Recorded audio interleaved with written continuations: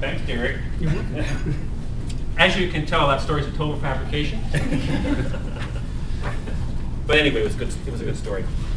So, as we move right along here, and Sandy, if I don't use the microphone, can you hear me okay back there? Oh, I can hear you. Great. Okay. So I think the first thing I want to say to everybody here is, and hello, Tom. Good to see you. Is that you're part of a pilot here in terms of continuing education for practitioners in local government. And anytime now, Kate Miller will be arriving from Cowichan Valley Regional District, because this is the second of the 2 series that we're doing. And so we're learning as we go. And what I want to emphasize here is that today is the first of 3 parts. So it's not like we're trying to do everything in one day. And really, one of our kind of key principles for today, and Tom, I hope you're going to be here for all 3 in 1 month, will you? Yeah. Depends? Yeah, depends. Put the gun to my head. Good. Anybody who knows me knows that I put people on the spot, right? Anyway, we're rather than overload with detail, we're trying to keep it simple and really whet your appetite to do the self-exploration. And that's why with, now it's my turn to come back to Derek, right? In terms of the, I said you cannot be totally paperless, because people do need a few pieces of paper to tell them where they're at, so then they'll know where they're going to go to. But it did help make me think about, okay, if we're gonna be paperless, we're gonna rely on giving a few links and sending it to the website. And so that's why one of your key resources is going to be this list of web links. So that's compiled as of the last couple of days ago, which allows you then to go get some stories. And then, as Derek pointed out this morning, if you go down to websites, I misspelled water bucket. So it says water bucket, B-C-U-T. So please don't just copy and paste that link. but in your agenda, what we did was, in your agenda packet, at the very bottom there, it says, okay, in terms of the web resources, to download a copy of that list of web resources, there is another address. So we put this piece of paper up there so you can just download that, and that way you can copy and paste the links as opposed to trying to write them all out, right? They get kind of long after a while. Anyway, so that's very important. So this is a pilot because what we're trying to do here then is through the process of sharing experiences, start to get a consistent approach to a lot of what we're trying to accomplish in this region. I just wanted to step back and kind of share this slide with you because it really captures my career. I'm a practitioner. I'm a graduate engineer. I'm also a bit of an oxymoron because I'm an engineer planner. No more need to be said right now. But I once prepared this slide many years ago in terms of capturing by the decade how I saw things. And so coming out of the 60s, the pipe and remove era, things started to go wrong, which is why in the 70s we started building ponds to contain peak flows. And in the 80s, we got into what I call reactive mitigation. I spent the 80s fixing up problems because the 80s was a wet decade. The 90s was a benign decade. That's when the stream stewardship documents started coming out in 1992, and people started to connect with the creek systems in terms of community stewardship groups, etc. In the 2000s, we're talking rainwater management. That's the language, but it's not just from a technical point of view. It's what are we trying to accomplish? We're trying to create livable communities, and we're trying to protect stream health. So what we do as the practitioners directly affects how we achieve those two goals. So what we're trying to do through this pilot process is consistency in terms of understanding and messaging when we talk about green infrastructure, when we talk about rainwater management, and when Kate does show up, and we'll be able to kind of get her going in terms of some of the lessons we learned through the Cowichan Valley series. But what we're really trying to do here is facilitate this interdepartmental and a consistent regional approach. And so that's why it's really great that in terms of the people who have registered for today, I think it was like 12 different organizations. And so we have from Powell River, as far as Powell River, and we have from south from Nanaimo or north to Campbell River. So you'll get a chance to introduce yourself in a moment. But that's what we're trying to do, is get this consistency of understanding and messaging so that you're all speaking from the same page. So in terms of the curriculum, the textbook is the Guidebook, published in 2002. And as and when Peter Law shows up from the Ministry of Environment, hopefully he's found the box in the storeroom so he can give you all a copy. But in terms of these three sessions, well, the theme is today's expectations are tomorrow's standards. A month from now, we switch our focus to legal and policy strategies to support green infrastructure. And the key document at that time will be the Green Infrastructure Guide written by Susan Weatherford of West Coast Environmental Law. And then in November, Nature Knows No Boundaries. And I'll start elaborating on these three parts of this program. But that's the curriculum. So it is a curriculum. It is part of providing you with some basic materials. But more than that, it's drawing on your experience in terms of applying some of the things we're saying. Oh, wrong way. Why is it going that way? Why is it going backwards?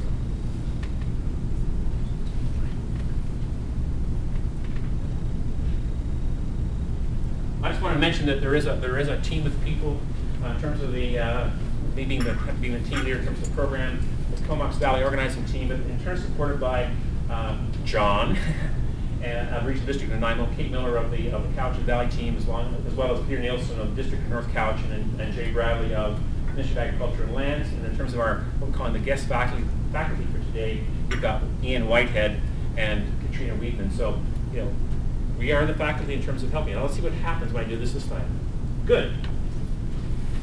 So the three kind of takeaway thoughts for today is that one, I want you to start thinking in terms of moving away from single-purpose stormwater management to multi-objective rainwater management. It's become more obvious as we go along. And I think this one's very important. And I think when Kate arrives, she'll have it also represented from the Cowichan tribes, because a year ago when a fellow named Jamie Swanson was working for the Cowichan tribes, and he said to me, to get to the big picture, you start with the smallest pieces. And I thought about it, and I said, that's very profound. And that's part of our theme for today, and as we move forward today and a month from now. And that's why it's important that we're going out as soon as we can into the field. And that's really what Ian will be setting the scene for in terms of what's taking place over the last 20 years on the ground. Those pieces begin to inform the big picture that we're trying to get to, which is create livable communities and protect stream health. I already mentioned that the guidebook is our foundation piece in terms of what we're drawing on, but we're not here to go through the guidebook. It's a reference document. I just want to at this point emphasize that it's science-based and outcome-oriented, and over the couple of sessions we will delve a little bit into more detail, but I will give you the heads up that because this is a Learning Lunch seminar program, there are homework assignments. And there is a homework assignment about the guidebook, and I will elaborate this afternoon, because I don't want you here just to listen to me and listen to the rest of the team. It's an engagement exercise. Now, can we go around the table, and we want to know who you are and where you're coming from, and we got to do this really fast, obviously, in the interest of time. So, because if you tell us who you are, and your neighbors can kind of see, oh, so-and-so from Powder River or whatever, and oh, planning, engineering, whatever, we get a bit of a feel for our audience because we're trying to appeal to interdepartmental as well as intermunicipal. So should we start with the head table? We've already heard from Derek.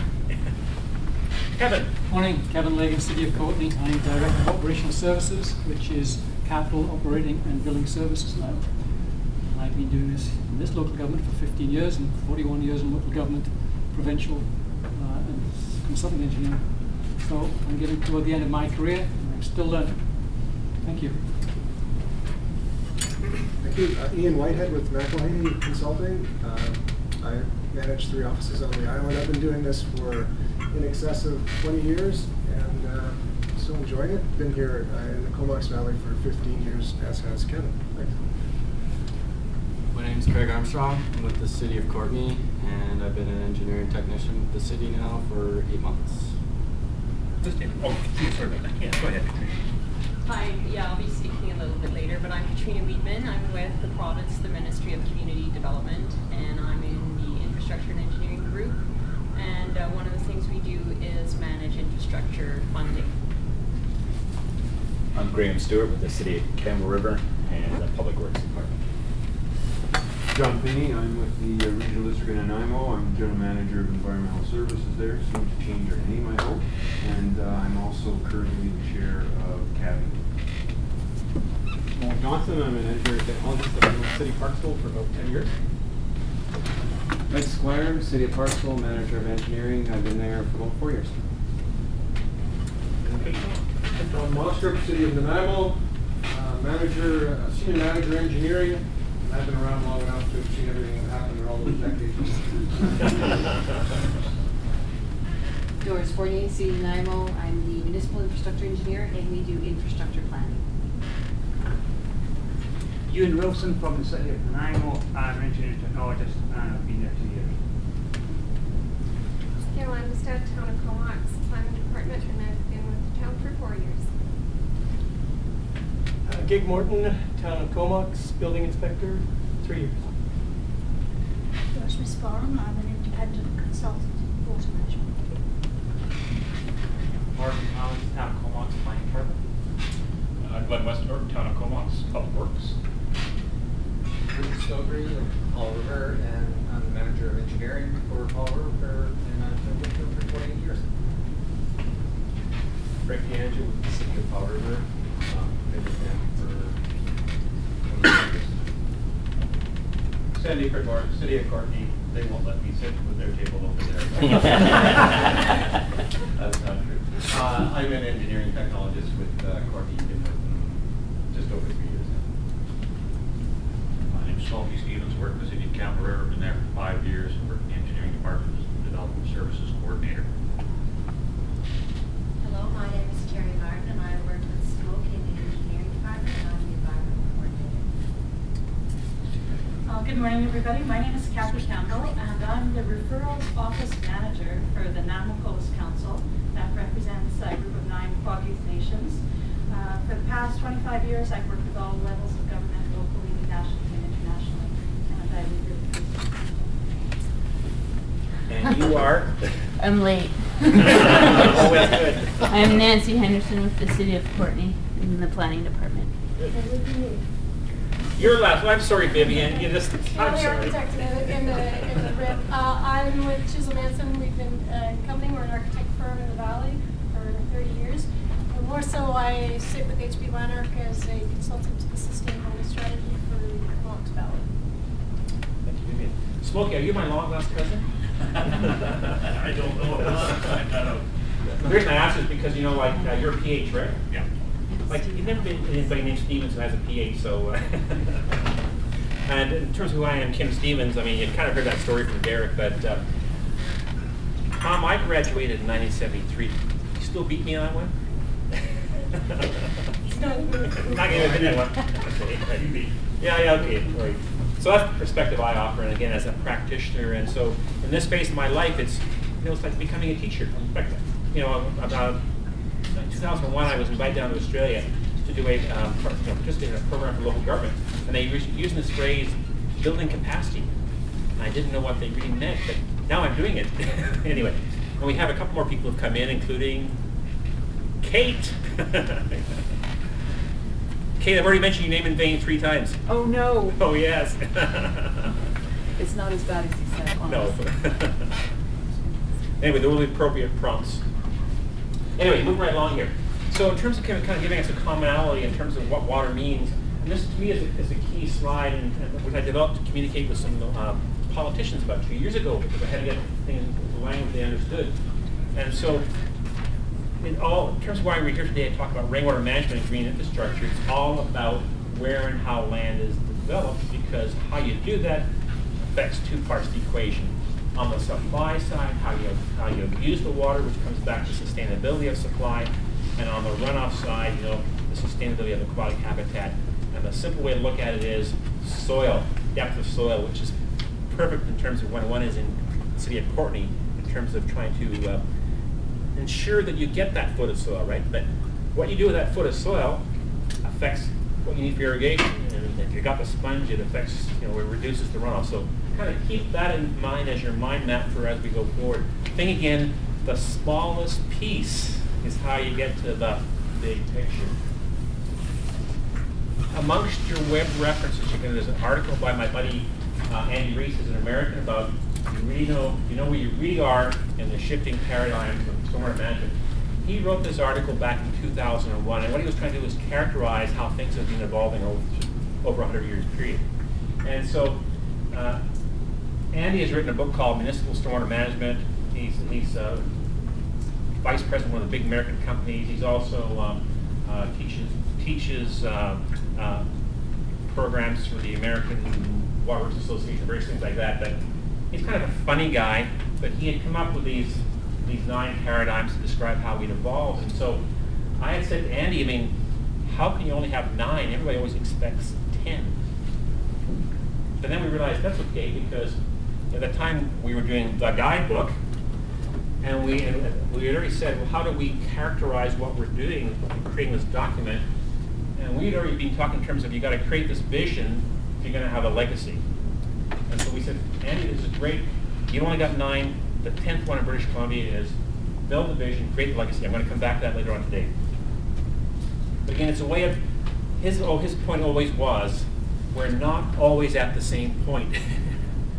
And even in the year 2008, there can still be people who are at paradigm 1. So it's just a matter of where you are in the paradigm and how you're moving. And that's going to be the theme of Ian's presentation, how things are evolving all the time. This is my paradigm, or my mind map, in terms of how I characterize my career of moving from traditional to integrated. You kind of run your eye down the left side, compare it with the right side. We used to talk about drainage systems. Now it's in ecosystems. When I was a younger engineer, we were reacting and solving problems. Now we're more proactive. We used to have an engineer-driven era, believe it or not, before we got into interdisciplinary team-driven. Those were the days, Kim? Well, I didn't say that. You said that, Ian. You said that. Just kidding around. And Tom, from protect property to protect property and habitat. But really, even from limited consultation to inclusive consultation, because I can recall back in the early 80s doing a major creek project, Mosquito Creek in District North Vancouver, where consultation meant we gave 2 weeks notice that construction would be starting. You're laughing, Tom. And really, it's the last 2 bullets really are the key of what we're talking about, because the shift from just thinking only of the extreme storms to rainwater integrated with land use, and the last one, moving from peak flow thinking to volume-based thinking, and how this really only dates back to 2001, this change from peak flow to volume-based. And I should point out that Derek is the ruthless timekeeper, so at some point you're going to say, move it up, move it along. I want to show you just a couple of images, again, to make the point about it starts with the smallest pieces. One of my projects, this is 20 years ago, this is in Deep Cove in North Vancouver, and don't you just love that flume, Tom? The engineered solution. The story here was, this is in Deep Cove at the bottom of, the base of the Seymour Benchlands, and development had just started in the Seymour Benchlands, and the people living in those houses hadn't realized they had a creek between their properties until development started. And because it was just, it was a depression, it was just overgrown with blackberries and brambles and all kinds of stuff. And then there was a problem. And so literally we had to retrofit a solution. And I was very proud of how fast that came together, and we got it built, in September. But the point there was that back, 20 years ago, we weren't really dealing with what was happening on the land above us. We were solving the problem as it occurred to those people. So in terms of reducing risk, bring it back to a simple equation, is it the engineered solution, or is it MA natural systems? This is just kind of giving you the examples, the mind map, the smallest pieces of where we're going.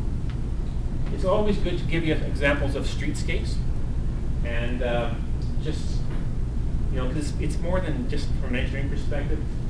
The reason I use this Chilliwack one is because people have come from as far away as New Zealand to look at that, because it's a sustainable subdivision in terms of how rainwater was being managed and what they were doing on the individual properties. But the Parks Department didn't like trees, so all the trees got removed from the plan, as opposed to Seattle, where how they've begun to retrofit the C streets, the street edge alternatives, how changing the look and feel of the streetscape has created a livable environment. And Denise Andrews, who was the driving force behind that, I was on a panel with her once when we were driving in the car, and she talked about how people from all around the Seattle neighborhood were coming to walk on that street. And that was an important lesson to me, which is it's not about hey, we want to plant trees because we want to catch rainwater. No, we want to have trees because we want to have a walkable street. View Royal, town of View Royal, got $7.5 million to retrofit the old island highway with rain gardens. It's all part of a comprehensive plan, but the driver is protecting Portage Inlet, protecting the quality. But still, whatever it is right now, Katrina, I forgot the less distance. Is it 1 or 2 kilometers? Or I don't know either. Anyway, when you drive through View Royal, the island highway is being retrofitted with rain gardens. This is Crown Street in Vancouver. The reason I highlight this is because before it could be any street anywhere, right? And this is what Crown Street looks like now. And that's right near the Musqueam Creek Reserve. The reason I'm showing Crown Street, other than the fact it's got a lot of attention, is that when Barry Penner made the announcement for Living Water Smart, and you can all have your copy of the Living Water Smart document, he chose Crown Street for the photo op to make the point about what Living Water Smart symbolizes in terms of the bigger picture and land use and how it impacts on stream health. So that's the reason for that. And Kate, I mean, we have a YouTube video where Kate explains the elephant in the room. So I should have put that link on there so you get it. But Kate, help me out here. No. Yes. You tell the audience why it's the elephant in the room. Referring to page 43 of Living Water Smart. So get Living Water Smart. That's where that statement is. Okay, I put you on the spot. Put me on the spot. Okay. Well, this is a very famous picture by a graffiti or a photograph, an installation by a very famous graffiti artist in England, Banksy, and the statement he was making here was really talking about poverty, and that we know poverty is there, but we're ignoring it. It's the elephant in the room, just like this woman is really ignoring the elephant there, and we tend to, paint it, make it look pretty so that we can ignore it. And one of the things local government has been really challenged with is some of the historic sort of engineering. We're ignoring the challenges of essentially dealing with what we've always perceived as stormwater. It's this negative, and we need to really reframe it and integrate it into our plan in a very different way, and recognize that it's something that we have to deal with in a whole suite of ways. So I think Kim threw this photo out just because it's a fun photo around the issue of really starting to name it, and once you name it, you can start to manage it and integrate it, essentially. Okay. Thank you very much, Kate. Be warned, those of you who I've never met before this series is over, you will have your opportunity. But again, I'll put you on the spot. But page 43. And I should tell you the story about that is that with the minister making the announcement, and Lynn Fry-Wilkin, who's the director in the Water Stewardship Division, is the driving force behind this initiative. And she said to me, Kim, what do you think of the new document? And I said, well, everybody else agrees with it's pretty, right? And then she said, no, read the right-hand side. Read the right-hand side. Government will, right? So that's why I'm just highlighting your attention of the right-hand side. Those are the elephants in the room. Government will. Part of the language we want you to come away with today is thinking about in terms of the new business as usual. Why would we continue to do things that we know don't work? So let's kind of put the focus on the positive. And just some of the language we want to give you, it all starts with visualizing what we want this place to look like in 50 years. And we design with nature to create livable communities and protect stream health. So that's kind of our continuing theme for this series, right? This of Beyond the Guidebook, create global communities, protect stream health. All those little actions on the ground add up. The new business as usual, water sustainability will be achieved by implementing green infrastructure, policies and practices. Think back to that picture I showed of the grass, right? Water sustainability on the supply side, on the runoff side, that's what we're trying to achieve. It's important to give you this example. We did a developers roundtable in May, in conjunction with the Gaining Ground Summit. And the Real Estate Foundation did some basic research on how development is changing on the island. And so the indicator here was the value of building permits. And what this showed was, looking at the numbers, that in 2006 and 2007, when you looked at the number, the dollar value, you could sort of say, well, what we're calling deep green development, you know, whatever that is in terms of a definition, but doing basically what we're talking to achieve this livable communities, stream health outcomes, 10%. Literally, it's an overnight shift to 60%, because there's a listing of all the big projects on the books, and you've got one or two here in this region. Literally, an overnight shift to deep green from 10% to 60%. So the expectations as to how we design communities is changing that fast. So there are some hard numbers, and we actually figured that if we dig a little bit deeper, we'll find the percentages even higher, because we're looking at what's on the listing of projects with a value of more than $15 million. So in terms of this group and the whole convening for action theme, how we build capacity, right? We do that by creating a picture of the future. And so this is a mind map I want you to carry forward with you through the three sessions. It's the what, so what, now what mind map. What we're all about here, while we're talking about rainwater management and green infrastructure and practices on the ground, is what do we want this place to look like in 50 years? That's the vision. That's the challenge we throw at you. The goal is to implement new business as usual. That's the so what part. Because once you know what you want, then you can start to implement it. And the third part, of course, is the strategy, the now what. So part of what we're challenging you to think about is, what are we going to do better or differently in your day jobs to get from here to there, once you have a picture in your head of what you want this place to look like. And a simple analogy would be, do you want the island highway between Courtenay and Victoria to look like the drive through Surrey and Langley and Abbotsford? Because that is an alternative future. So what is your role in implementing the new business as usual? That's the challenge.